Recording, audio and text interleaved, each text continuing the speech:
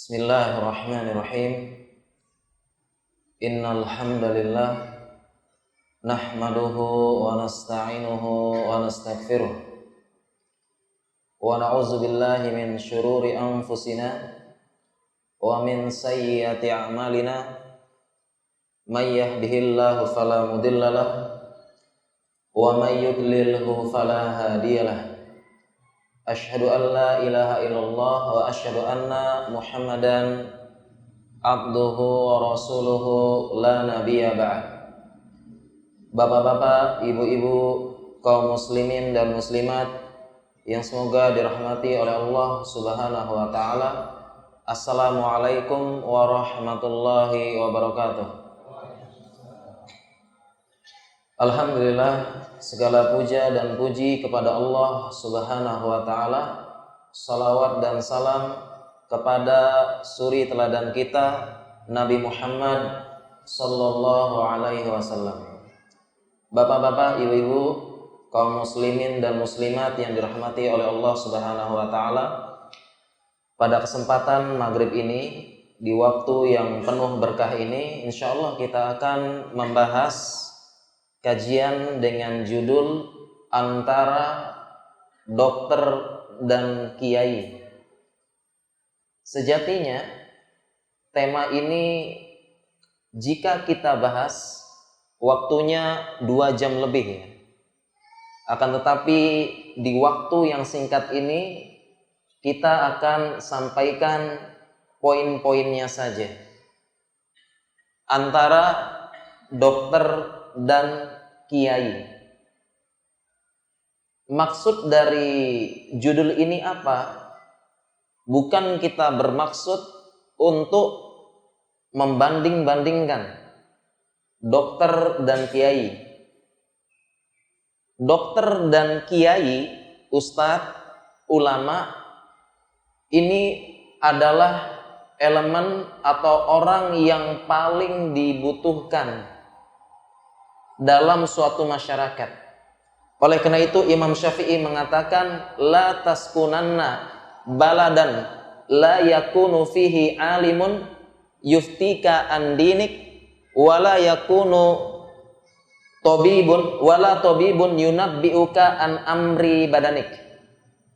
Katanya Imam Syafi'i, jangan sekali-kali tinggal di suatu negeri, tempat yang di sana tidak ada ulama yang menginformasikan kepada engkau mengenai urusan agamamu. Jangan juga tinggal di daerah yang tidak ada tabib, dokter yang memberikan khabar, informasi mengenai kesehatan badanmu. Dua-duanya Masya Allah penting. Akan tetapi yang kita maksudkan pada kajian pada kesempatan kali ini, dari judul kajian ini, bagaimana manusia terutama di zaman ini menyikapi antara sesuatu hal yang terkait dengan dokter dan ilmu kedokteran dan hal yang terkait dengan agama. Kita lihat bagaimana perbandingannya nanti. Sebagai gambaran, ya, misalnya sebagai gambaran, orang tua sekarang atau manusia di zaman sekarang, sangat ingin anaknya menjadi dokter atau kiai, Pak. Dokter atau kiai? Kiai yang dokter atau dokter yang kiai. Sangat ingin anaknya pengen jadi dokter atau dia bercita-cita jadi dokter. Kalau bukan anaknya yang dokter, minimal mantu dokter.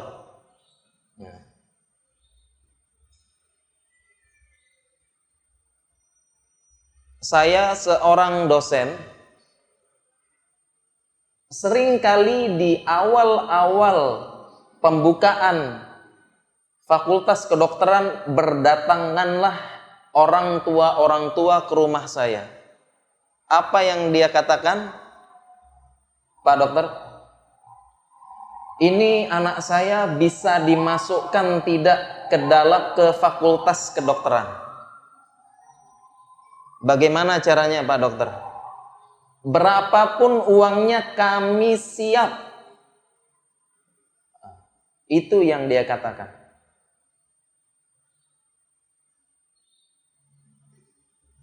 Tetapi bagaimana manusia menyikapi dalam urusan agama? Saya punya kisah seorang teman yang dia bilang ke orang tuanya, saya ingin melanjutkan sekolah di pondok, menghafalkan Al-Quran, menghafalkan hadis. Apa kata ayahnya? Kata ayahnya, kalau begitu engkau silahkan biayai sendiri sekolahmu. Sebagian lagi, ini kisah nyata ya. Sebagian lagi kisah nyata, anaknya berkata kepada bapaknya, Pak, saya ingin masuk di belajar agama, ingin menghafalkan Al-Quran, menghafalkan Qaulur Rasul, menjelaskan tafsir Al-Quran, menjelaskan tafsir hadis dan syarah hadis dan sebagainya. Apa kata ayahnya? Nak, sayang sekali orang pintar seperti kamu masuk sekolah pondok. Bapak sangat senang engkau masuk fakultas kedokteran. Jadi para bapak-bapak, ibu-ibu sekalian, kaum muslimin dan muslimat, masuk dari kajian kita adalah seperti ini, hal-hal yang perlu kita luruskan. Bagaimana manusia menyikapi hal-hal yang terkait dengan dokter kesehatan dan dengan agamanya. Dan bukan berarti maksudnya dokter itu urusannya dunia terus. Kemudian ustadz akhirat terus. Ada juga dokter yang baik urusannya agama, ada juga yang mohon maaf ya, kadang ada ustadz yang ya, tetapi jangan kita generalisir. Kita mulai sekarang ya perbandingannya. Yang pertama ya. Yang pertama, bagaimana ketika sakit. Kalau badannya yang sakit, semua orang langsung mencari pengobatan terbaik untuk menyembuhkan badannya. Saya pernah jaga UGD Pak ya. Jaga UGD. Ada orang datang, teriak-teriak, sakit. Pak dokter, pokoknya suntik obat yang paling mahal. Sudah tidak tahan sekali, sakit banget. Sakit. Kita suntik obat. Suntik obat dan sebagainya. Setelah dia nyeri, hilang nyerinya, baru dia sadar ya. Berapa biayanya katanya? Kita kasih tahu, dia lihat, waduh sakit lagi. Lihat bagaimana orang ketika badannya sakit, dia langsung berespon, langsung melihat bagaimana mana yang sakit, gimana cara menyembuhkan dan sebagainya. Sakit ya, apalagi Pak, sakit gigi Pak. Sakit gigi. Sakit tidak Pak, sakit gigi? Sakit ya. Mana yang lebih sakit, sakit gigi atau sakit hati? Mana yang lebih sakit Pak? Sakit gigi atau sakit hati? Mana yang lebih sakit? Masya Allah, ada ikhtilaf nih. Iya. Terlepas dari ikhtilaf, sakit gigi dan sakit hati memiliki persamaan, yaitu sama-sama disebabkan dengan hal-hal yang terlalu manis di awalnya. Ini persamaannya. Terlalu manis sakit hati Pak ya, di awalnya. Kalau sakit hati, sakit badan langsung berobat. Nah, sekarang bagaimana kalau ketika hatinya sakit? Jelas hati ini bisa sakit, fi qulubihim marad. Dalam hati mereka ada sakit. Fazadahumullahu maradah. Allah tambah rasa sakitnya tersebut. Ketika manusia hatinya sakit, tidak seperti badan. Badan sakit, sakit gigi langsung berobat, lari. Kalau bisa ke Malaysia ya, kalau di sini ke Malaysia larinya ya. Oh, Malaysia. Nggak, Cina, nggak bisa Amerika. Dia bawa badan sakitnya itu bagaimana sembuh. Tapi kalau sakit hati, hatinya yang sakit, manusia biarkan. Tidak pernah dia coba sembuhkan. Hatinya sakit. Hatinya sakit berisi dengki, hasad, sombong, riya. Ketika hatinya sakit, manusia tidak pernah mendeteksi dan tidak pernah coba diobati. Sombong, apalagi sekarang ada sakit yang namanya SMS. Susah melihat orang senang, senang melihat orang susah. Sakit. Hasad dalam hatinya. Padahal hasad, subhanallah, ini penyakit hati yang disimpan kemudian dinikmati. Ada yang menikmati penyakit, Pak.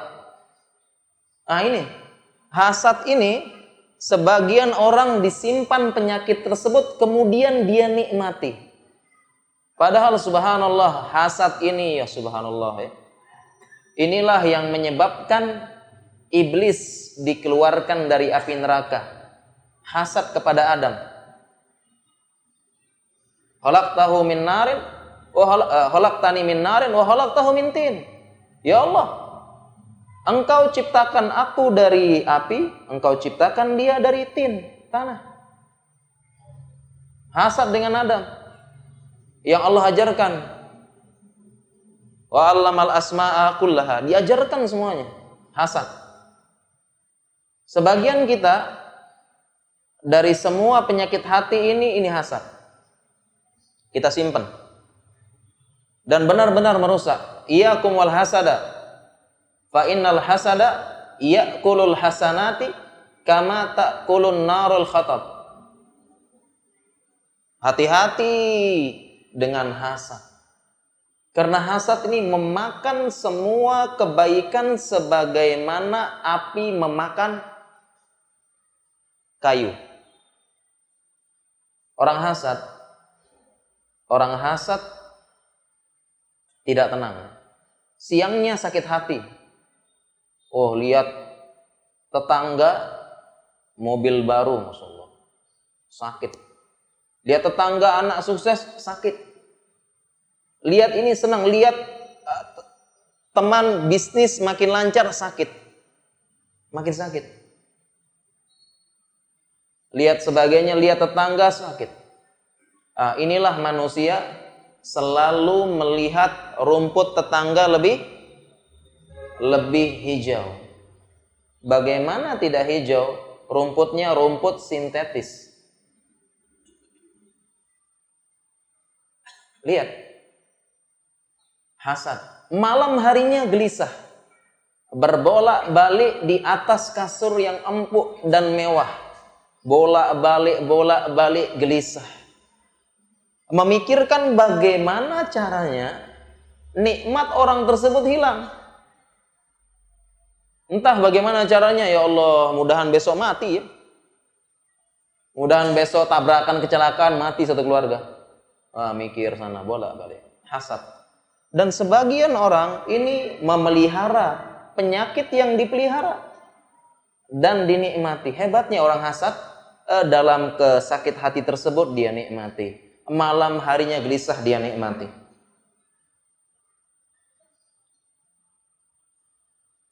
Orang hasad. Padahal jika kita bandingkan hati yang sakit dengan tubuh yang sakit, tubuh yang sakit ini adalah penghapus dosa. Oleh karena itu ada ikhtilaf ulama apa hukum berobat. Ada ikhtilaf. Dua pendapat yang paling kuat. Yang pertama, dia dianjurkan berobat. Tadawau ya ibadallah, tabawau, berobatlah wahai hamba Allah, fa innallaha lam yanzil da'an illa yaj'alahu syifaan, atau kama qala Rasulullah SAW. Tidaklah Allah ciptakan penyakit, pasti Allah ciptakan obatnya juga. Hanya saja ada obat yang belum ketemu. Ada obat yang belum ketemu, ada obatnya, hanya belum ketemu. Yang pertama dianjurkan, yang kedua mubah katanya, silahkan. Mau berobat boleh, mau tidak berobat boleh. Karena salah satu hikmah dari penyakit adalah menggugurkan dosa. Terlalu banyak dalilnya. La yazalul bil mu'mini wal mu'minah. La yazalul bala'u bil mu'mini wal mu'minah fi jasadihi wa malihi wa waladihi hatta yaqallahu ma alaihil khati'ah. Tidaklah seseorang tidaklah bala selalu menimpa muslim dan mukmin dan mukminah pada jasadnya, pada hartanya, pada anak-anaknya, sampai bertemu dengan Allah tanpa dosa sama sekali. Ini penyakit badan. Sehingga Bapak Ibu sekalian, saya pernah membahas suatu pembahasan orang sakit lebih berbahagia daripada orang sehat. Bisa jadi orang sakit bisa lebih berbahagia daripada orang sehat. Ini berita hiburan bagi orang-orang yang tertimpa musibah. Lebih bahagia. Seseorang yang seseorang yang diprediksikan oleh dokter, umur Anda diperkirakan tinggal 3 bulan atau 1 bulan. Umur Anda diperkirakan tinggal 1 bulan, karena memang ada penyakit-penyakit yang demikian. Berdasarkan pengalaman, ilmu epidemiologi dan perjalanan penyakit, ini penelitiannya, orang yang terkena penyakit seperti ini dengan keadaan seperti ini kurang lebih sebulan waktunya bertahan. Anda diprediksikan tinggal sebulan.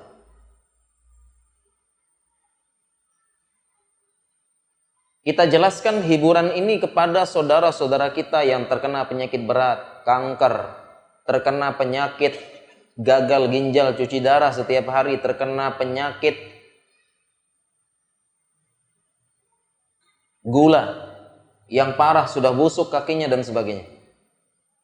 Dijelaskan orang yang sakit bisa lebih bahagia daripada orang yang sehat. Apa yang terjadi ketika seseorang mendapatkan informasi umur Anda kurang lebih diperkirakan sebulan? Apa yang dilakukan oleh seseorang yang mendapatkan berita ini? Sebagian orang yang tidak beriman kepada Allah, imannya tipis, tidak beriman dengan hari akhir, apa yang dia pikirkan? Berita ini ibarat petir di siang bolong, menghempas, menggelegar di telinganya, seolah-olah hancur sudah kehidupan, hilang masa depan, hilang impian, buyar cita-cita.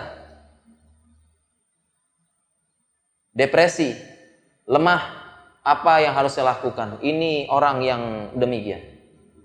Tetapi orang yang beriman kepada Allah, dia jauh lebih bahagia daripada kita. Apa yang dia ucapkan ketika temannya menghibur? Jangan sedih, jangan sedih ya. Sahabatku jangan bersedih, katanya. Jangan bersedih. Dia akan mengatakan, aku tidak sedih. Sebenarnya saya kasihan kepada engkau. Dia mengatakan, aku lebih kasihan kepada engkau. Aku tidak bersedih. Kenapa? Aku dengar hadis Nabi.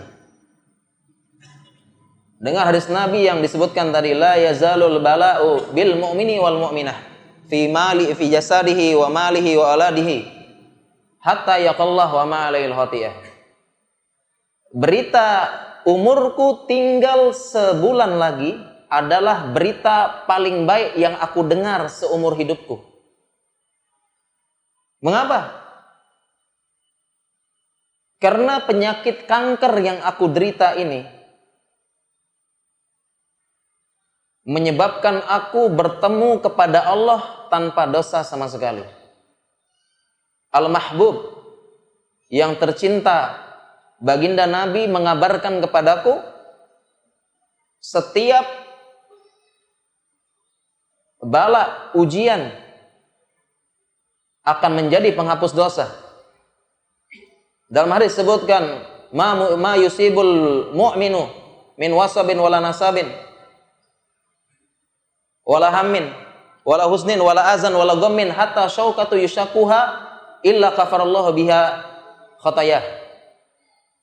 Sampai-sampai tidaklah seorang mukmin tertimpa rasa lelah, rasa sakit, cemas, gangguan, kesedihan, depresi, kesusahan, sampai-sampai tertusuk duri, Allah akan hapuskan kesalahannya. Aku harapkan semua rasa sakit dan rasa nyeri yang aku rasakan menghapuskan dosaku.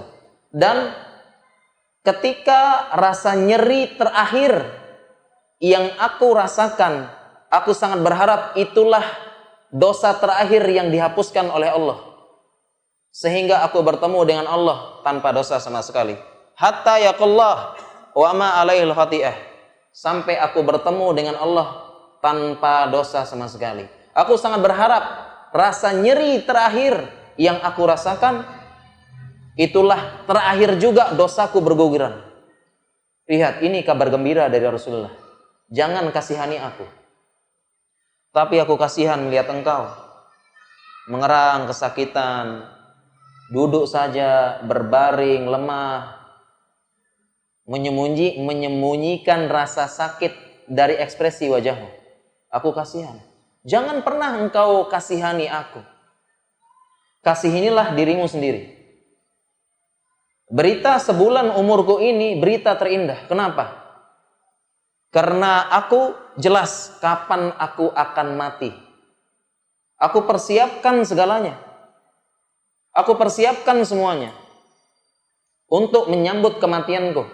Aku ingin perpisahan yang indah dengan dunia ini. Aku persiapkan semuanya. Aku lakukan amal-amal soleh. Aku sholat, puasa, mengaji. Hartaku tidak aku tumpuk-tumpuk lagi. Tidak aku bawa di alam kubur. Aku infakkan. Membangun masjid, diwakafkan untuk bangunan, membangun sumur, menanam pohon. Infakkan hartaku. Kemudian tolong sampaikan kepada kaum muslimin, aku meminta maaf kepada mereka semua atas semua kesalahanku. Datang kepadaku sekarang, aku sebulan lagi akan menghadap Allah. Aku meminta maaf kepada kaum muslimin, sampaikan salamku. Yang punya utang datang segera, aku tunaikan utangku. Aku ingin perpisahan yang indah dengan dunia ini. Katakan semua pada kaum muslimin. Kemudian sampaikan kepada semua kaum muslimin, siapapun yang pernah menzolimiku, siapapun yang pernah berbuat salah padaku, aku maafkan semuanya.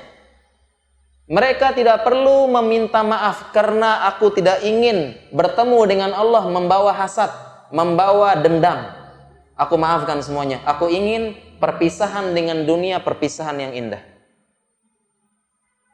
Kasihinilah dirimu. Aku jelas kapan aku mati. Aku persiapkan semuanya menyambut kematian. Aku persiapkan. Kasihanilah dirimu. Engkau belum tahu engkau mati di mana, kapan meninggal. Bisa jadi meninggal di atas kemaksiatan, waliyazubillah. Aku berbahagia. Sehingga pengumuman dari dokter, umurku tinggal sebulan lagi, ini adalah berita paling gembira seumur hidupku. Jangan kasihani aku, kasihanilah diri kalian. Aku lebih berbahagia. Lihat bagaimana seorang muslim bahagia. Kemudian perbandingan selanjutnya. Ketika berobat. Ketika badannya sakit,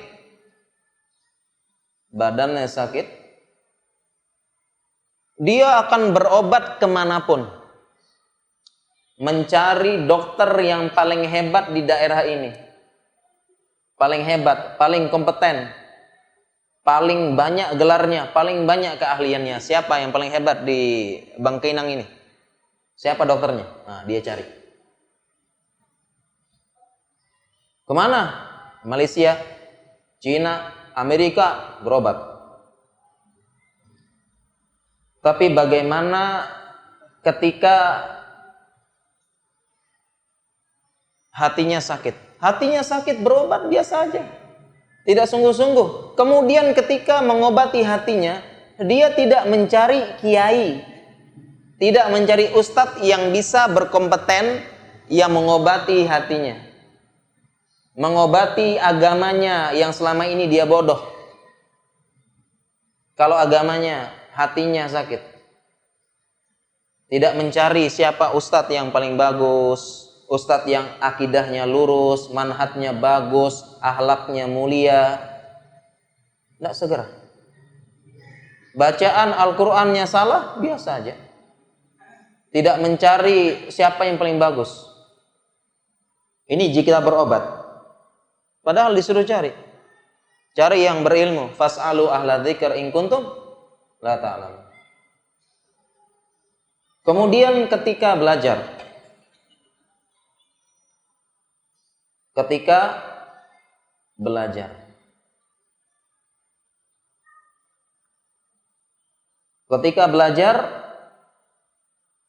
sebagaimana yang kita ceritakan di awal, sebagian orang ketika belajar kedokteran, luar biasa semangat.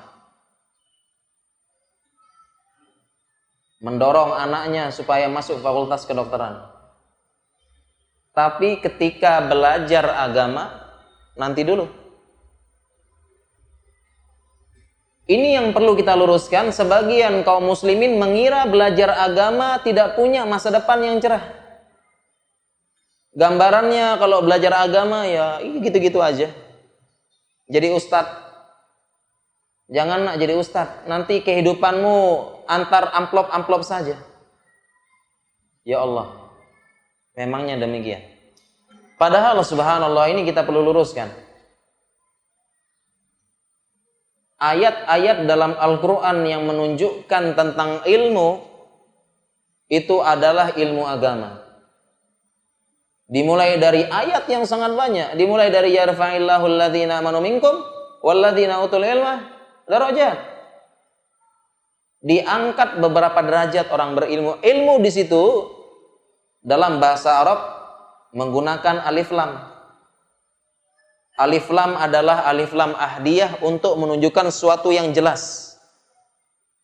Al ilmu pakai alif lam. Berarti maksudnya yang sudah jelas adalah ilmu agama. Thalabul ilmi faridatun ala kulli muslim. Menuntut ilmu pakai alif lam. Wajib bagi setiap muslim, artinya ilmu agama. Ilmu agama yang dasar. Dan keutamaan ilmu yang lain banyak. Hal yastawil ladzi ya'lamuna wal ladzina la ya'lamun? Innallaha yarfa'u bihadzal kitabi aqwamun wa yada'ul akhirin. Allah mengangkat derajat suatu kaum dengan kitab ini, Al-Quran. dan merendahkan yang lain karena menghinakan Al-Quran, meninggalkan Al-Quran. Ittakhazul Qur'ana mahjura. Ya Allah, kaumku ini menjadikan Al-Quran mahjura, ditinggalkan. Jadi kenapa di masyarakat kita ketika belajar agama langsung terpikirkan masa depan suram, masa depan yang tidak baik. Ini yang perlu diluruskan. Kemudian yang perlu diluruskan kembali, kaum muslimin kalau sudah belajar agama dan belajar dunia, seolah-olah ada sekat, ada barzakh, wa bainahuma barzakhul la yabghiyan. Seolah-olah ada barzakh. Artinya apa? Kalau sudah belajar dunia, dunia saja. Kalau sudah belajar ilmu agama, ilmu agama. Artinya dua sekat. Padahal dua-duanya bisa dikombinasi. Belajar ilmu dunia, belajar juga ilmu akhirat, agama. Belajar ilmu arsitek, belajar juga ilmu agama. Bisa. Justru kalau kita membaca, jika kita membaca membaca sejarah-sejarah ulama di zaman keemasan Islam, tidak sedikit ilmuannya sekaligus ulama, ulamanya sekaligus ilmuwan di zaman keemasan Islam. Jadi sebagian orang kalau sudah belajar ilmu kedokteran, sudah nggak bisa belajar agama. Sudah belajar ilmu teknik, sudah tidak belajar agama. Begitu juga sudah belajar agama, nggak mau belajar beberapa ilmu-ilmu dunia yang bermanfaat. Tidak bisa kombinasi. Dua-duanya bisa dikombinasikan. Ini yang perlu kita luruskan antara kaum muslimin. Sehingga apa perintah agama kita? Jangan menjadi dokter saja. Jadi dokter muslim. Dokter muslim. Ketika jadi dokter muslim, menggratiskan pengobatan kepada orang sakit. Memberikan penyuluhan-penyuluhan.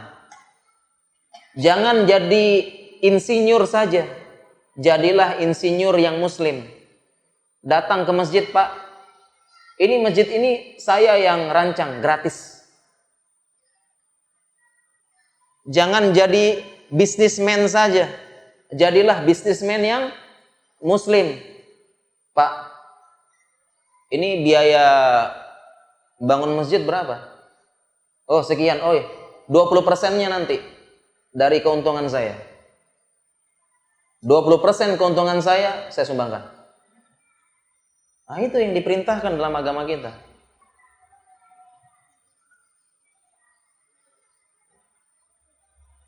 Jadi demikian gambarannya.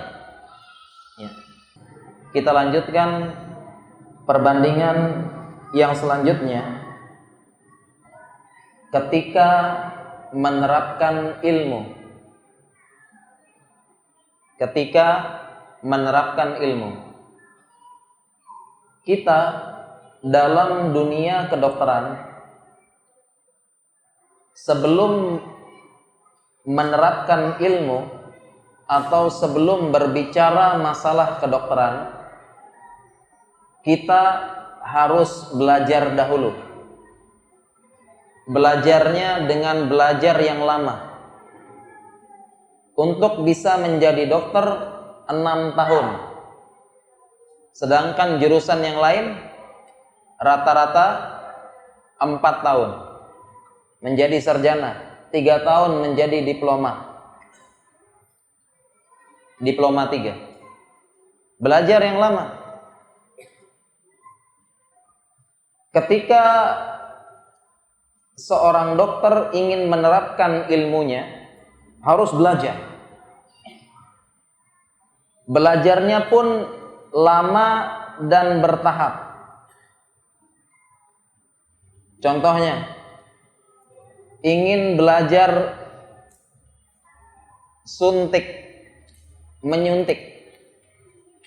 Yang pertama, belajar teori terlebih dahulu.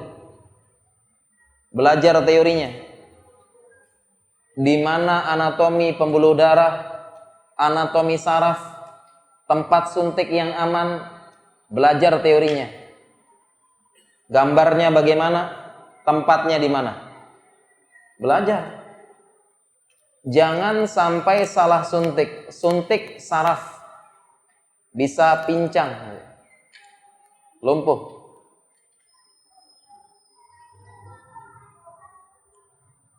Setelah belajar teori, belajar praktek dengan boneka atau bahasa kita manekin. Belajar dengan boneka, orang-orangan. Belajar suntik dulu. Belajar praktek pegang alat, pegang suntiknya. Karena ada orang yang takut dengan suntik. Jadi jangan sampai dokternya mau nyuntik, pegang suntik saja takut. Pegang dulu, pegang, lihat ya. Kemudian setelah praktek dengan boneka, barulah praktek kepada manusia. Kadang-kadang praktek sesama orang sehat. Nah, kita saling nyuntik kadang-kadang. Saya suntik kamu ya. Nah, nanti kamu suntik saya. Kalau kamu gagal, saya gagalkan juga. Baru praktek menyuntik kepada orang sakit. Nah, ini pun masih dibimbing dulu, dibimbing dengan seniornya. Mau suntik orang sakit, ya bimbing dengan senior. Seniornya nampingi. Mungkin seniornya yang ngomong. Disuntik Pak, dan sebagainya, nanti dia yang suntik. Tapi sudah terlatih. Ya mungkin pertama agak grogi sedikit ya. Tetapi kalau sudah latihan, insya Allah ada percaya diri. Makanya latihan dengan boneka, latihan dengan temannya. Cuma pertama-tama perlu bimbingan senior ya. Suntik. Biar kalau ada apa-apa seniornya nanti ini. Siapa tahu suntik jarum ketinggalan, kan bahaya. Nah, nanti ada seniornya. Atau suntik saking gemeternya patah, tertinggal. Nah, dalam ilmu kedokteran demikian. Untuk berbicara masalah kedokteran, praktek masalah kedokteran harus belajar. Sekarang kita lihat dalam masalah ilmu agama. Dalam masalah ilmu agama, jika ingin berbicara tentang agama, berkomentar tentang agama, mengeluarkan pendapat tentang agama, menurut saya, ijtihad saya, ini juga harus belajar. Iya tidak? Belajar. Belajar dengan waktu yang lama. Apa kata Imam Syafi'i? Imam Syafi'i mengatakan, ahi lan tanalal ilma illa bisittah. Engkau tidak bisa mendapatkan ilmu kecuali dengan 6 perkara. Sa'umbiuka antafsiliha bibayan. Saya akan jelaskan. Yang pertama, zakaun, hirsun, wajtihadun, bulgotun, suhbatu ustadin, watuluz zaman. Yang pertama, zakaun, kecerdasan. Yang kedua, hirsun, semangat. Ketiga, ijtihadun, sungguh-sungguh. Keempat, bulgotun, kemauan kuat. Yang kelima, suhbatul ustad, sama ustad belajar. Yang kelima, yang terakhir paling penting, tuluz zaman, belajar lama. Tetapi apa yang terjadi yang perlu kita luruskan? Nah, untuk masalah agama, tiba-tiba ada orang yang mendadak ustad. Ada tidak? Mendadak ustaz. Belum pernah belajar bahasa Arab, dasar-dasar agama. Belum pernah belajar ilmu usul fikih, qawaidul fikih, usul tafsir untuk metode istidlal, berdalil. Belum belajar ihtilaf-ihtilaf. belum belajar bagaimana tafsir, belum pernah. Tiba-tiba mendadak ustadz. Kemudian entah kenapa ya, entah kenapa satu-satunya ilmu yang orang berani ngomong padahal belum pernah belajar ini agama. Satu-satunya orang paling berani, satu-satunya ilmu yang sepertinya banyak orang berani komentar. Misal apalagi sekarang di zaman mudah ya, zaman sosmed, ada grup WhatsApp, ada grup Facebook lah ya, sosial media ya, grup WhatsApp. Tiba-tiba orang yang belum pernah belajar agama, bahasa Arab punya, tiba-tiba di grup WhatsApp komentar masalah agama. Menurut saya begini, menurut saya begini. Oh, bukannya hadisnya begini. Oh, bukannya begini. Oh, begini pendapatnya, ini yang benar. Wah, salah, sesat, salah. Tiba-tiba berani komentar. Bukannya begini, begini. Begini.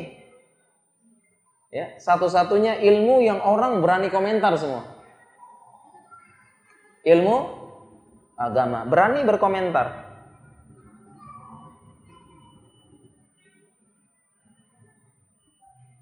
Kalau ilmu yang lain tidak berani. Ketika dokter sedang operasi, ini sedang operasi, ada tidak yang berani komentar sama dokternya? Yang bukan dokter. Tiba-tiba komentar, aduh Pak dokter itu jangan dipotong venanya. Oh, harusnya disambung ke tulang. Tulangnya nanti digergaji sedikit, ditambah ini dan sebagainya. Salah robeknya agak nyilang sedikit, itu dia no. Ya, lo kenapa dijahit? Bahaya. Ada tidak yang berani komentar sama dokter? Kita yang bukan dokter bedah saja, bukan spesialis bedah, tidak berani ngomong. Atau ada orang datang tidak pernah belajar teknik, tidak pernah belajar, tiba-tiba datang komentar sama tukang yang sudah dirancang. Ini rancangannya salah, ini kurang dalam, kekuatan semennya kurang, harusnya campurannya sekian, harusnya tingginya sekian, lebarnya sekian, begini. Ada yang berani? Tidak berani. Tetapi masalah agama, subhanallah, ini entah kenapa ya, di grup WhatsApp, di grup diskusi, ribut enggak Pak? Ribut tidak Pak? Insyaallah ya. Kadang-kadang ribut, kadang-kadang ya. Ribut. Bukan gini, begini. Kalau dia bawa perkataan ulama, mantap. Ini pendapatnya Imam Nawawi nih. Pendapatnya ini. Apalagi dia bawa teks Arabnya, mantap ya. Ini tiba-tiba, saya pernah dengar begini. Pernah dengar begini ya? Pernah dengar saja.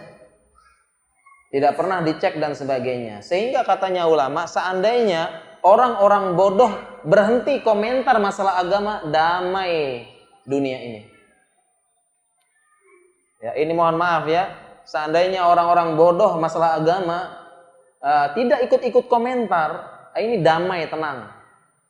Sekarang kita ini dimudahkan oleh zaman. Ada internet, ada sosial media, ada grup WhatsApp, semua bisa komentar dengan gampang. Medianya ada.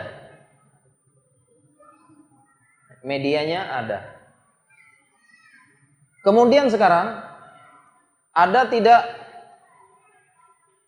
misalnya seorang dokter kemudian berdiri kasih kuliah di Fakultas Teknik? Ada? Dokter kuliah di Fakultas Teknik? Kasih kuliah? Nggak ada. Ya. Atau pedagang, ya, tukang semen atau apa, kasih kuliah ke dokter ortopedi. Ya. Ini semennya digergaji, tulangnya digergaji, ya, dipantok dan sebagainya. Ada? Tidak berani. Nah, masalah agama, subhanallah.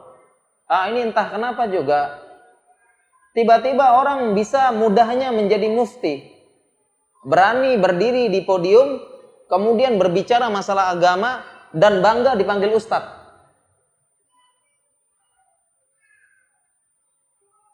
Dan ketika ada pertanyaan, dia jawab, menjadi mufti. Padahal basic bahasa Arab belum bisa. Tidak bisa basic bahasa Arab, tidak tahu. tidak pernah belajar. Bagi yang sudah belajar bahasa Arab, dia akan paham ya. Seseorang tidak bisa mengeluarkan hukum, berbicara banyak masalah agama kalau tidak bisa bahasa Arab, bingung.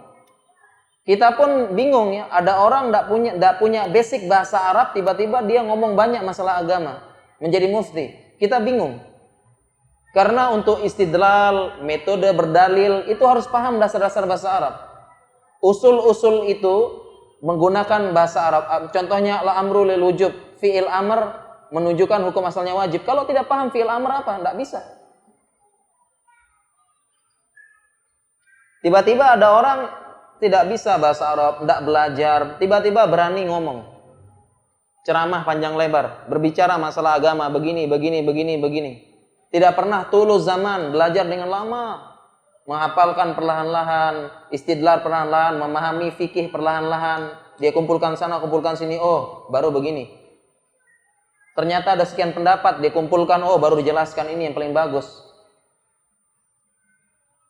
Tiba-tiba ada orang, basic bahasa Arab tidak tahu, ilmu usul fikih tidak pernah belajar, datang, ngomong, ceramah. Bangga dipanggil ustadz, ada tanya, dia keluarkan muftinya. Fatwanya, begini hukumnya. Begini hukumnya. Ini mohon maaf ya, mohon maaf. Beberapa ustadz kita menjelaskan seharusnya seseorang malu dipanggil ustadz. Ustadz dalam artian sering memberikan ceramah, belum bisa bahasa Arab.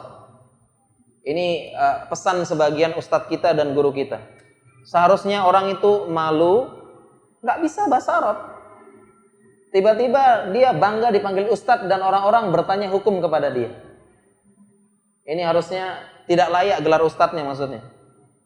Harus bisa dasar bahasa Arab. Sekarang Pak, ada profesor di suatu perguruan tinggi, profesor doktor. Ternyata profesornya blas, tidak bisa sama sekali bahasa Inggris, sampai dasar-dasar bahasa Inggris tidak bisa. Kira-kira gimana Pak? Bagaimana kira-kira? Ragu-ragu karena sumber ilmu dunia pakai bahasa Inggris sekarang. Iya tidak? Nah, begitu juga bahasa Arab. Ya, jadi mohon maaf, bukan maksudnya tidak boleh berdakwah. Balighuni walau ayat. Sampaikanlah dariku walau satu ayat. Tetapi maksudnya bukan dia berdiri di depan mimbar berceramah kemudian orang panggil dia ustadz, dia pun mengeluarkan banyak fatwa dan menjawab semua pertanyaan. Bukan itu. Ini bukan maksudnya menghalangi dakwah, boleh. Balighuni walau ayat, maksudnya ayo salat Pak. Itu balighuni walau ayat. Wahai saudariku, pakaikanlah jilbab kehormatanmu, melindungi dari keinginan laki-laki yang hanya cinta kecantikan, hilang cinta, hilang kecantikan, hilang juga cinta. Wahai ukhti, pakai jilbabmu. Itu juga balighuni walau ayah. Nah, jadi tolong dibedakan ya. Dibedakan antara yang bukan menghalangi dakwah maksudnya. Tapi demikian ya. Tetapi sekarang gampang, mohon maaf, mendadak ustadz. Tidak pernah belajar, tidak pernah tiba-tiba jadi ustadz. Dan dia pun bangga dipanggil ustadz padahal tidak pernah belajar bahasa Arab. Dan ini lihat bagaimana perbandingannya. Ya. Sehingga sekarang kita sama-sama mulai mengurangi komentar dalam agama, hati-hati. Sekarang kita bandingkan, kalau ilmu dunia, tadi ilmu kedokteran ya. Ilmu kedokteran, tidak pernah belajar ilmu kedokteran. Tidak pernah belajar suntik. Tiba-tiba buka praktek gimana? Gimana? Jangan sampai pasiennya kasihan. Pasiennya datang, aduh Pak Dokter, saya takut banget. Kenapa? Ini pertama kali saya disuntik Pak Dokter. Oh jangan khawatir, saya juga pertama kali nyuntik orang. Nah, ini kan bahaya.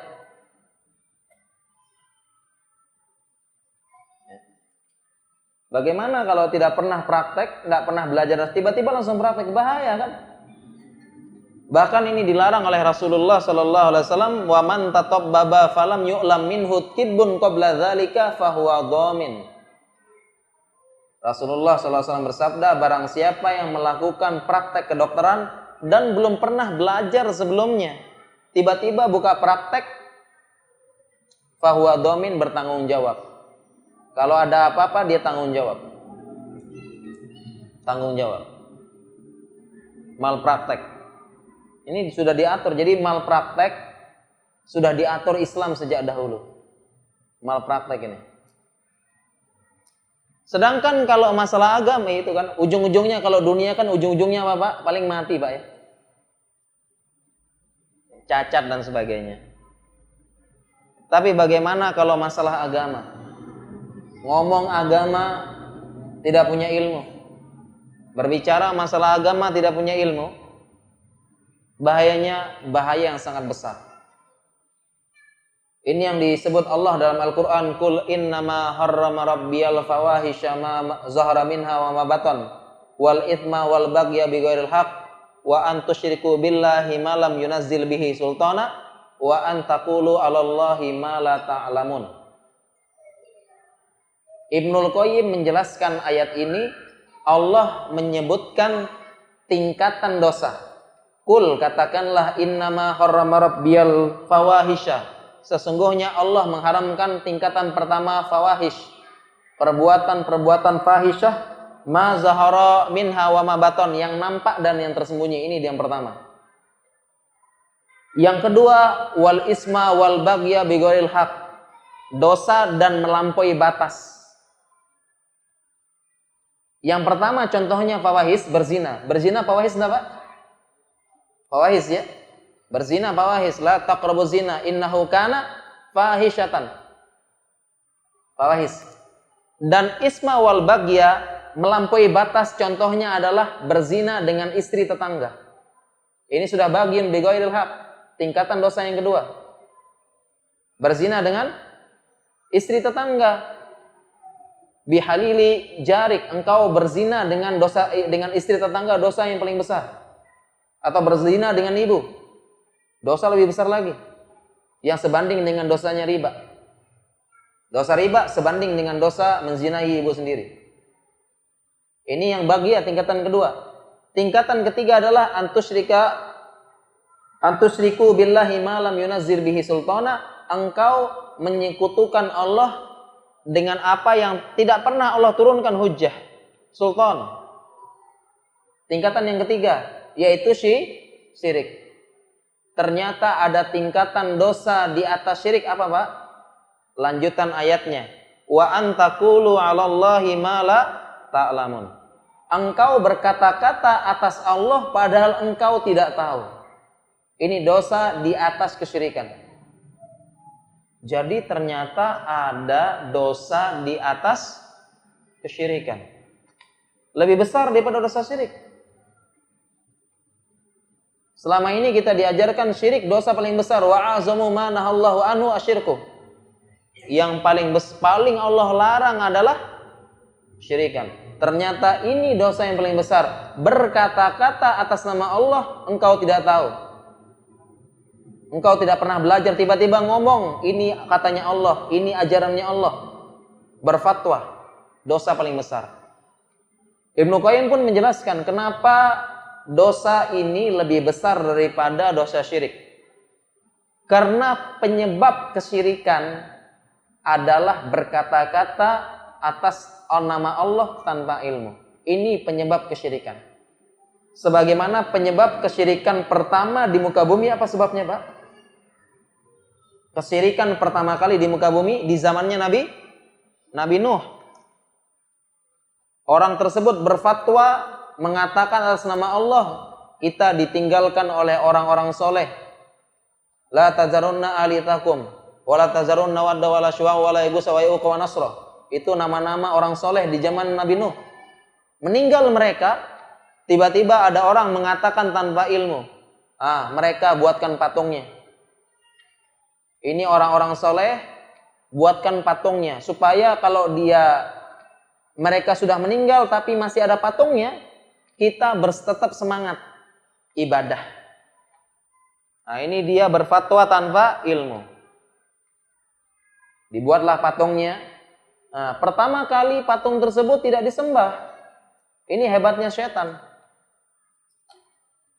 Datang generasi selanjutnya, ini sudah mati, sudah meninggal, dibisiki setan, oh dulu itu disembah. Mulailah disembah sama orang-orang sebelumnya. Dulu jadi wasilah dulu. Datang generasi selanjutnya bilang, oh dulu kakekmu nyembah, disembah. Kesyirikan pertama kali di muka bumi karena wa antaqulu 'alallahi ma la ta'lamun. Ini bahayanya. Tetapi subhanallah ya, mudah-mudahan kita dihindari, mudah-mudahan kita bisa menahan lisan kita berkomentar atas nama agama tanpa ilmu. Mudah-mudahan sejak sekarang kalau ada orang ribut-ribut di grup, udah enggak usah ikut komentar. Sepertinya di grup WhatsApp itu ya Allah, itu lomba-lomba jadi mufti ya. Nah, ini pendapat saya debat, pendapat saya begini, waduh ribut. Ya, subhanallah. Apalagi masalah ikhtilaf hukum poligami. Wah Allah, tambah ribut lagi. Oh, ini bilangnya mubah, bukan wajib, dan sebagainya. Ya, mudah-mudahan kita dihindarkan masalah berkata-kata atas nama tanpa ilmu.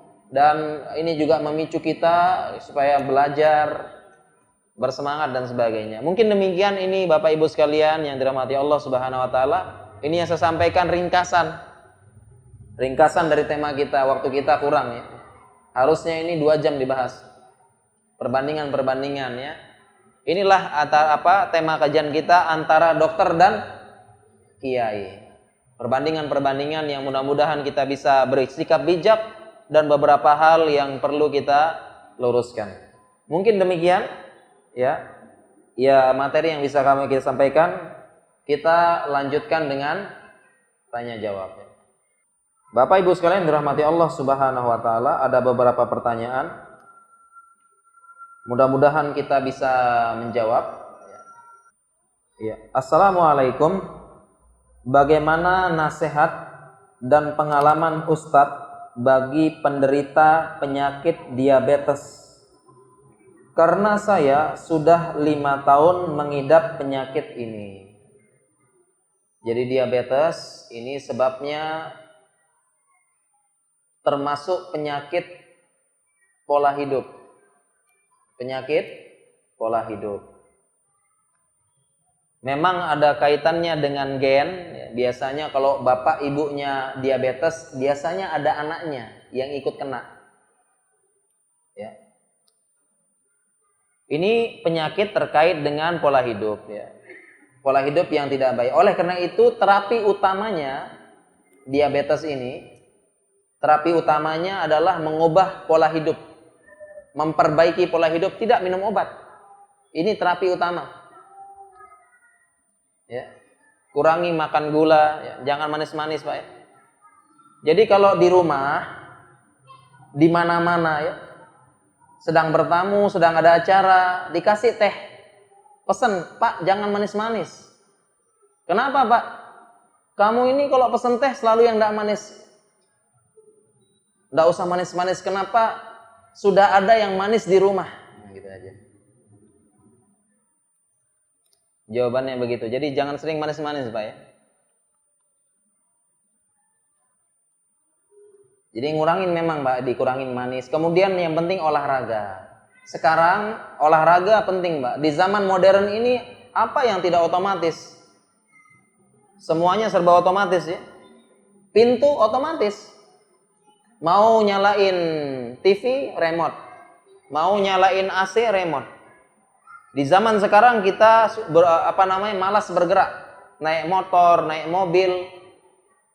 Subhanallah Pak, kadang-kadang masjid di sebelah rumah, ke masjid pakai motor. Jalan Pak, biar sehat. Jalan. Ya. Ya, kadang-kadang masjidnya cuma 100 meter pakai motor.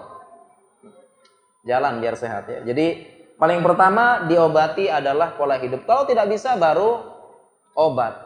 Jadi pengobatan utama diabetes pola hidup diperbaiki ya, olahraga, makannya dan sebagainya. Ya, mudah-mudahan bisa segera disembuhkan. Apa boleh bayi umur 0 sampai 24 bulan diimunisasi?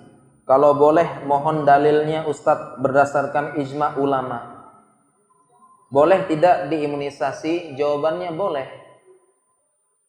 Karena imunisasi mubah dan bermanfaat. Nah, ini sudah saya tulis bukunya, Pak. Vaksinasi mubah bermanfaat. Ya. Kalau kita bahas vaksinasi, daurah sampai pagi malam ini. Ini kita bahas nih. Kalau bahas vaksinasi, Pak. Kesimpulannya mubah dan bermanfaat.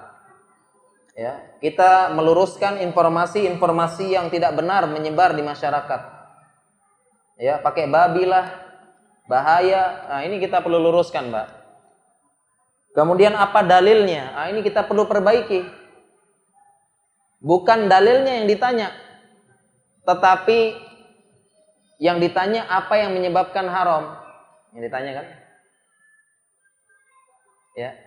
Jadi kalau beristidlal masalah dunia, bukan menanya apa dalil halalnya ini. Bukan. Karena al-aslu fil asya'a al-ibahah. Hukum asal sesuatu mubah. Cabang dari kaidah ini al-aslu fil at'imah wal ashribah halal. Hukum asal makanan dan minuman halal. Sehingga kalau ada sesuatu urusan dunia, bukan kita cari dalilnya. Mana dalil halalnya ini? Bukan, tetapi yang kita minta adalah mana dalil haramnya? Apa yang menyebabkan haram? Ya. Ada makanan, tiba-tiba nanya, mana dalil halalnya makanan ini? Nah. Berbeda dengan ibadah, al-aslu fil ibadah al-haram. Hukum asal ibadah haram. Sampai ada dalil yang menghalalkan. Sehingga apa yang kita tanya, apa dalil yang membolehkan ibadah ini? Gitu. Ya. Apa dalilnya? Sehingga tidak benar apa yang mengharamkan ibadah ini katanya. Mana dalil haramnya ibadah ini? Bukan. Mana dalil bolehnya gitu. Jadi hukum asalnya vaksin ini mubah. Kalau ingin bilang haram, datangkan bukti. Apa buktinya? Dan saya kasih tahu ya, informasi ini singkat saja. Vaksinasi yang dipakai di Indonesia tidak mengandung babi sama sekali. Semuanya tidak ada pakai babi. Tidak pakai babi. Jadi berita-berita di internet tidak benar. Berita-berita di internet itu tidak benar. Tidak ada yang pakai babi. Mulai dari hepatitis, vaksin polio, vaksin DPT, vaksin campak, supaya tidak dicampakkan. Nah, ini tidak ada yang mengandung babi. Jangan percaya berita-berita, dan fatwa ulama sangat banyak. Vaksin ini diwajibkan di negara-negara Eropa, Amerika, Australia, negara-negara Timur Tengah, Saudi, Uni Emirat Arab, Qatar. Ini semuanya vaksinnya wajib. Wajibnya benar-benar wajib. Jadi negara-negara tersebut, mayoritas negara dunia Eropa, semua Eropa, mayoritas, Amerika, Australia, sebagian negara Saudi, di Saudi, Uni Emirat Arab, itu semua negara tadi Eropa, kalau anaknya tidak imunisasi, tidak boleh masuk sekolah. Itu aturan resmi negara. Di Saudi aturan resmi. Di Saudi itu aturan resmi. Kalau tidak vaksin hepatitis B, anaknya tidak dapat syahadah miladiyah, tidak dapat akte lahir.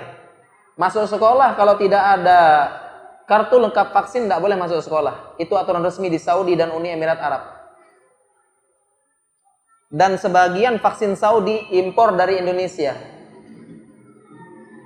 Jadi vaksin Saudi, Indonesia ada Bio Farma, produksi vaksin terbesar Asia Tenggara. Mayoritas negara Asia Tenggara vaksinnya dari Indonesia. Jadi bukan buatan Yahudi.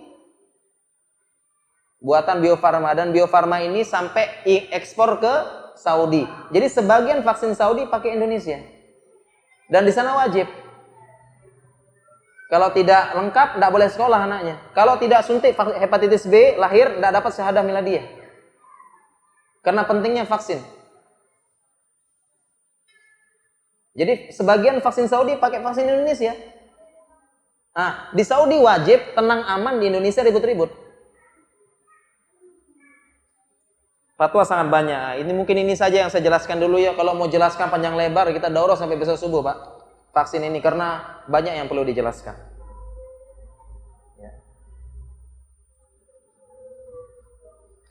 Ya, intinya jangan percaya berita-berita di internet, itu banyak yang tidak benar. Ya, tidak ada penulisnya. Kadang-kadang tidak ada penulisnya, majhul kan ini. Ya. Yang ngomong tidak jelas ya.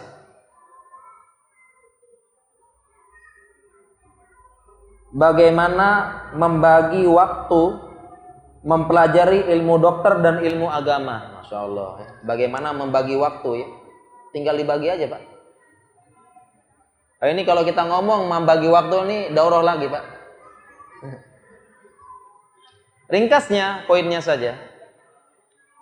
Masalah membagi waktu ini masalah prioritas saja, Pak. Masalah prioritas. Orang kalau sudah cinta pasti dia punya waktu. Itu saja. Pasti punya waktu dan berusaha untuk menyisih untuk waktu tersebut itu. Jadi masalah manajemen waktu masalah prioritas saja. Bukan sibuk. Bukan sibuk, Pak. Oh, saya sibuk sekali nih. Oh, dagang berat, dagang banyak, urusan kantor, urusan ini sibuk. Bukan sibuk. Jangan alasan sibuk. Bilang aja ente ndak perhatian. Ente ndak seneng. Ente ndak suka. Ente ndak perhatian, ndak cinta. Bilang aja itu. Orang kalau sudah cinta, pasti ada waktu tersebut. Sekarang begini, Pak. Ada tidak orang yang kuliahnya tamat, tetapi nonton film serial Korea tamat juga? Ada enggak? Kuliah tamat, film serial tamat. Ada orang dia sambil kerja tapi ada waktu untuk rekreasi, ada waktu untuk main game, ada waktu untuk nonton film, nonton acara, gibah taimen dan sebagainya. Bisa tidak dia bagi waktunya, Pak? Bisa. Sambil futsal, mancing, ngobrol, ngomong, arisan, bisa bagi waktunya, Pak? Bisa. Kenapa? Dia cinta bola. Dia cinta ini. Nanti malam final Liga Champion. Bisa dia. Nanti malam final Liga Champion, besoknya ujian. Bisa bagi waktu dia? Bisa bagi waktu? Nah, bisa. Jadi masalah bagi waktu hanya masalah prioritas dan cinta saja. Tidak ada alasan sibuk. Itu alasan saja. Sibuk-sibuk, tidak ada waktu belajar agama. Bilang aja, tidak perhatian, tidak cinta. Itu aja ya. Ya ini ringkasnya, Pak ya. Mudah-mudahan jadi kalau kita sudah cinta dengan ilmu agama, kalau kita sudah merasakan lezatnya ilmu, lezatnya manisnya iman, indahnya Islam, enaknya menjalani nikmatnya menjalani sunnah, ada waktu tersebut. Ada waktu tersebut, pasti ada. Ya, itu Pak ya.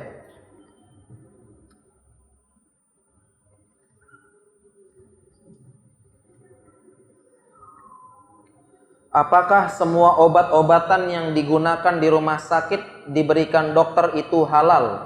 Apa hukumnya bagi orang yang mengkonsumsi obat-obatan tersebut belum mengetahui obatan tersebut halal atau haram? Nah, ini sudah kita jelaskan tadi kan? Hukum asal makanan apa? Halal. Jadi selama belum ada bukti nyata ini haram, kembali ke hukum asalnya yaitu halal. Begitu aja Pak ya. Jadi selama belum ada bukti sudah halal. Belum ada bukti halal. Jadi bukan alasannya apakah halal ya, halal. Karena hukum asalnya halal. Kalau mau bilang haram, mana buktinya? Misalnya Pak ini paracetamol Pak. Paracetamol ya. Ada di warung. Anda ingin mengatakan paracetamol ini haram, datangkan bukti kan? Apa buktinya? Buktinya apa? Dia harus buktikan apa yang menyebabkan, apa yang bisa membuat paracetamol haram. Dan buktinya harus bukti yang jelas. Tidak bisa katanya, oh ini kan impor dari negeri kafir. Bisa jadi jangan-jangan. Ah ini masih ragu-ragu kan? belum bukti yang belum dalil yang bayin, tidak bisa mengeluarkan hukumnya karena kita punya akidah, kita punya ilmu usul fikih, al yaqinu la yazulu bisyak. Yang yakin tidak bisa dihilangkan dengan keraguan. Jadi kalau mau bilang haram, ini mana dalilnya? Buktikan. Ayo buktikan paracetamol ini haram. Mana bukti Anda? Kalau Anda bisa membuktikan, kita bilang haram. Kalau enggak, kembali ke hukum asalnya halal. Ya, kembali ke hukum asalnya halal. Sebagaimana Nabi SAW pernah dengar hadis Nabi SAW mendapatkan daging hadiah dari wanita Yahudi. Ada yang pernah dengar hadisnya? Beliau dikasih hadiah daging oleh wanita Yahudi dan daging tersebut dikasih racun. Ada yang pernah dengar hadisnya? Nah, siapa yang kasih daging tersebut? Wanita Yahudi. Dan sembelihan ahli kitab halal tidak, Pak? Halal ya? Sembelihan ahli kitab halal ya? Wa ta'amul ladzina utul kitab. Dan makanan sembelihan yang diberikan kitab halal bagi kalian. Sekarang ini kan Yahudi ya, wanita Yahudi. Ada tidak kemungkinan wanita Yahudi ini ketika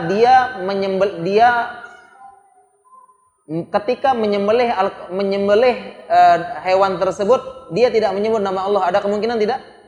Wanita Yahudi ini ada? Ada. Jangan-jangan dia sebut Uzair nanti, Uzair ibnullah.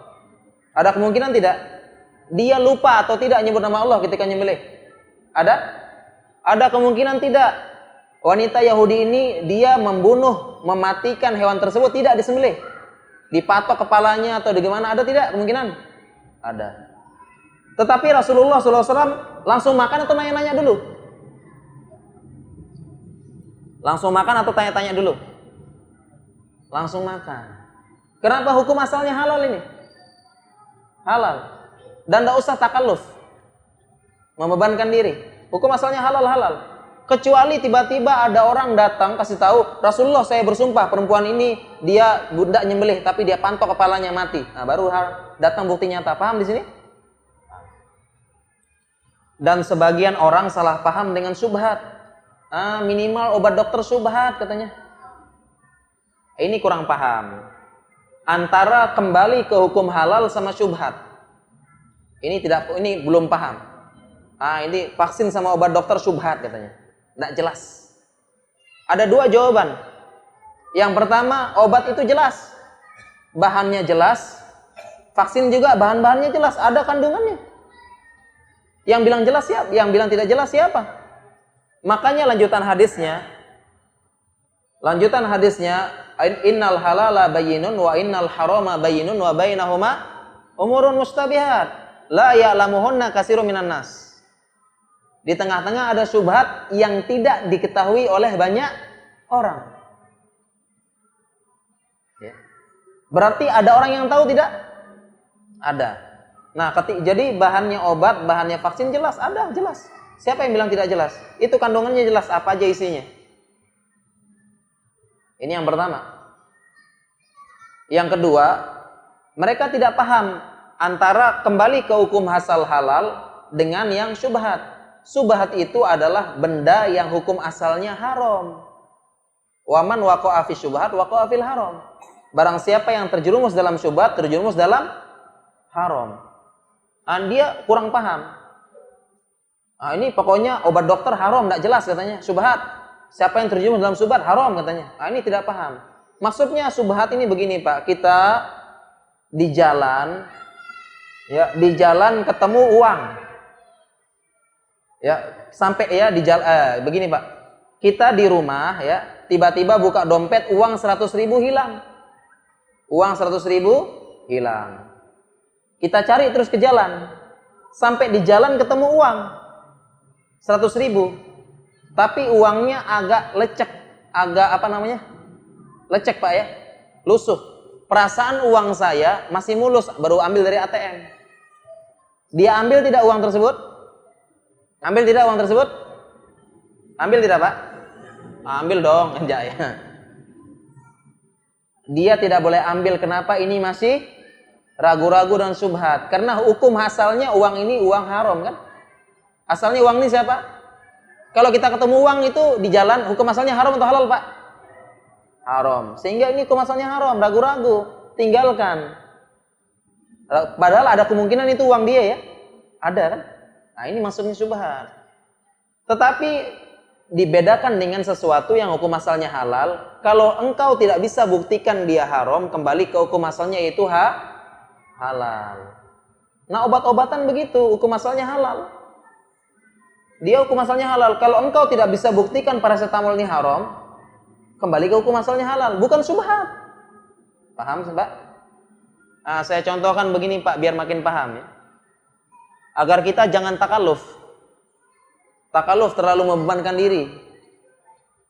Ya, hati-hati yang menyebabkan takalluf. Begini, Pak. Ada seseorang mau makan mie ayam pinggir jalan. Mau makan mie ayam pinggir jalan kan? Ada mie ayam di pinggir jalan. Bilang sama penjualnya, "Bang, ini mie ayam ini ada sertifikat halalnya enggak, Bang?" Loh, kenapa? Kalau enggak ada haram berarti, Bang. Obat itu belum ada sertifikat halalnya. Kalau tidak ada sertifikat halalnya obat berarti haram ya. Harusnya begitu juga. Ini mie ayam belum ada sertifikat halal, syubhat, Bang. Minimal syubhat ini. Saya waman waqa'a fi syubhat haram. Tenang, sudah ada kok sertifikat halalnya. Ini mie ayamnya canggih ya, sudah ada sertifikat halal. Itu logonya, Mas, halal. Aduh, mohon maaf, Bang. Abang ini muslim atau musyrik, Bang? Kenapa? Ini mohon maaf, Bang, saya perlu jelaskan perkaranya. Karena kalau abang musyrik, ini sembelihan ayam abang haram. Jadi saya perlu perjelas, Bang, abang ini musyrik atau muslim. Kalau belum jelas, Bang, ini syubhat perkaranya. Wa man waqa'a fi syubhat waqa'a fil haram. Oh, jangan khawatir, Dik, saya muslim. Nih KTP-nya nih. Mohon maaf, Bang ya. Abang waktu nyembelih ayam ini nggak lupa baca bismillah kan, Bang? Kenapa? Kalau lupa baca bismillah, ini mie ayam abang haram ini. Saya perlu perjelas, Bang. Kalau belum jelas, berarti syubhat. Diperjelas dulu, Bang. Syubhat kalau tidak. Oh, jangan khawatir, saya bismillah terus. Mohon maaf, Bang, abang waktu nyembelih ini pastikan enggak dua wajdannya putus. Satu saja yang masih utuh, haram ini, Bang. Mohon maaf, Bang, saya perjelas dulu. Kalau belum jelas perkaranya, ini apa? Syubhat. Haram, Bang. Maaf. Jadi perlu diperjelas, Bang ya. Ini harus jelas. Ya, harus jelas. Oh, jangan khawatir, Dek. Saya nyembelih ayam, putus kepalanya. Ya. Ngomong-ngomong, Bang, ini mie ayam ini, ayamnya ini abang sembelih semua atau sebagian beli di pemotongan hewan? Nah, itu dia, sebagian potongan. Dipastikan juga sana, Bang. Pastikan. Ini belum jelas perkaranya. Mie ayam ini yang saya makan harus jelas, Bang. Kalau belum jelas, syubhat. Paham sekarang, Pak? Mana yang syubhat, mana yang kembali ke hukum asalnya halal? Begitu, Pak. Untuk obat, untuk yang lain-lainnya begitu. Jangan bilang obat belum ada sertifikat halalnya berarti haram. Minimal syubhat. Ya, ini pendapat apa yang tidak benar. Ya, ini yang apa namanya? Dan kadang-kadang standar ganda. Kadang-kadang standar ganda. Ada yang punya permen di sini? Ada yang bawa permen? Saya bawa permen nih. Permen nih, Pak ya. Permen ini produksi dalam negeri atau luar negeri? Impor dari negeri kafir ya. Permen ini, Pak ya. Sekarang saya baca kandungan permen ini. Ada asam sitrat, pemanis buatan, sukrosa, ya. Ada sorbitol, perisa identik. Ini pemanis buatan, sorbitol dan sebagainya. Dibuat di mana, Pak? Di Indonesia atau negeri kafir? Negeri kafir. Ini sama-sama di negeri kafir ini. Sorbitolnya ini sudah ada sertifikat halal belum? Jangan-jangan proses pembuatannya kecampur babi, kecampur apa kan gitu ya. Pemanis buatannya sudah ada sertifikat halal belum? Kan diimpor dari negeri kafir. Ada tidak? Nah, harusnya begitu juga kan, Pak? Iya kan? Permen ini sudah ada belum? Jelas, belum jelas. Ini pemanis buatan, sorbitol apa semua, sama-sama dari negeri kafir. Sama-sama dibuat pakai bahan kimia. Sama kayak buat obat. Nah, jadi jangan obat saja, obat dokter saja diincer. Ya, ini permen juga harusnya sama. Sama-sama pakai bahan kimia, diolah, disaring dan sebagainya, proses kimia. Ini juga bahan kimia, Pak, sorbitol nih, Pak. Sebagian orang bilang, hati-hati obat dokter bahan kimia racun. Nah, ini juga racun, Pak. Sorbitol ini obat racun, pemanis buatan bahan kimia dibuat, tidak alami. Ya, nah, jadi begitu Pak ya metode pikirnya Pak. Mudah-mudahan bisa dipahami.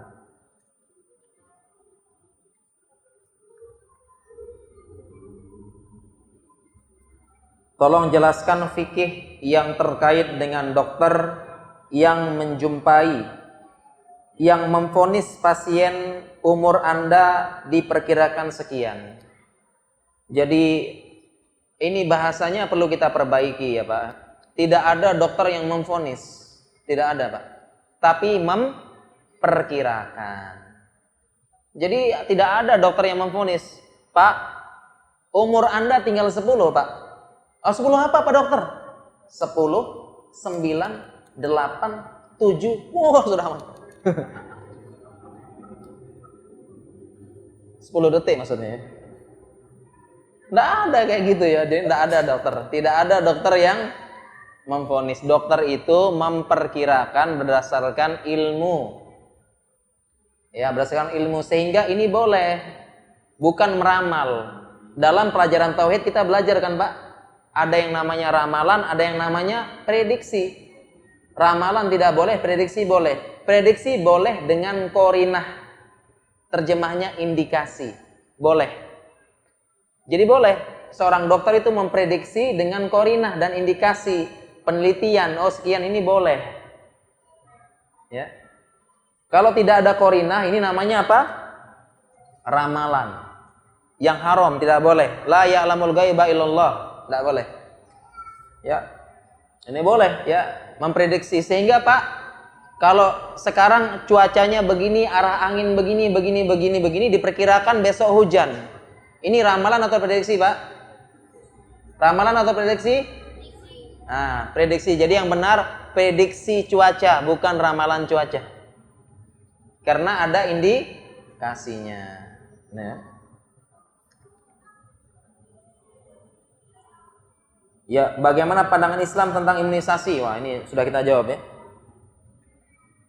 Apa dampak bila bayi tersebut tidak diimunisasi lengkap? Dampaknya ya dia tidak mendapatkan kekebalan. Dan yang paling penting Pak, kenapa negara-negara maju, Eropa, Amerika, Australia, negara-negara Saudi kalau pergi haji wajib hukumnya, wajib vaksin. Kalau tidak vaksin nanti dideportasi pulang pas haji. Kenapa? Ini berdasarkan penelitian. Jadi tujuannya vaksin bukan semata-mata memberikan kekebalan individu, tetapi memberikan kekebalan kelompok yang disebut dengan herd immunity. Kekebalan kelompok. Jadi ada suatu daerah, ketika daerah tersebut yang punya kekebalan dengan penyakit ini hanya 10%, 20%, ada kemungkinan wabah masih bisa masuk ke daerah tersebut. Tetapi kalau sudah 90% dia punya kekebalan, maka ketika ada wabah masuk, dia tidak jadi masuk. Ini maksudnya herd immunity. Jadi tujuannya, kenapa di beberapa daerah, bahkan mayoritas negara dunia, Eropa, di Eropa Pak, kalau anak tidak tidak boleh sekolah.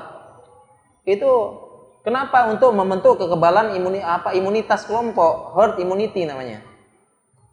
Jadi kenapa program pemerintah vaksinasi cakupannya harus tinggi, cakupannya hampir 90% ke atas. Kenapa? Kenapa diwajibkan di negara-negara maju? Negara-negara maju diwajibkan sampai begitu hukumannya. Karena kalau cakupan imunisasi dalam suatu daerah hanya 50%, 60%, program vaksinnya gagal. Program vaksinnya gagal. Sia-sia pemerintah mengeluarkan uang. Gagal program vaksinnya karena cakupannya hanya 50%, masih ada kemungkinan wabah masuk. Tapi kalau sudah 90% ke atas, ya semua punya, ini wabah masuk nggak jadi pergi terus. Karena wabahnya sering ngularin. Jadi begitu Pak ya. Saya punya bayi umur 1 bulan. Imunisasi pertama BCG setelah terjadi pembengkakan. Ya, terjadi pembengkakan. Jadi biasa Pak, BCG sebelah kanan kita ini setelah disuntik bengkak, itu biasa. Ya. Kemudian bernanah, ini bisa jadi karena tidak bersih. Jadi setelah disuntik mungkin dipegang. Jadi bukan salah vaksinnya, salah prosedurnya Pak. Paham? Salah prosedurnya. Ya. Jadi salah prosedurnya bukan vaksinnya. Ini kejadian pada berapa orang saja, tidak semua. Mungkin karena salah prosedur.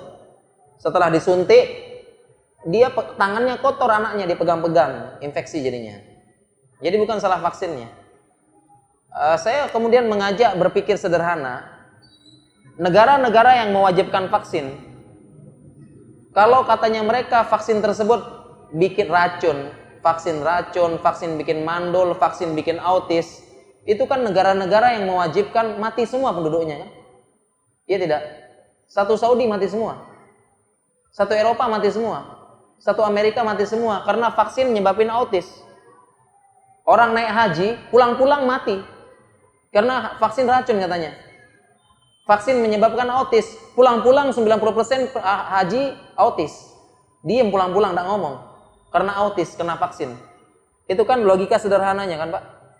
Logikanya begini, baygon racun Pak ya? Minum baygon racun Pak? Nah, katanya baygon racun. Ada 100 orang minum baygon. Berapa yang mati Pak? Ya 90% mati, sisanya kejang-kejang.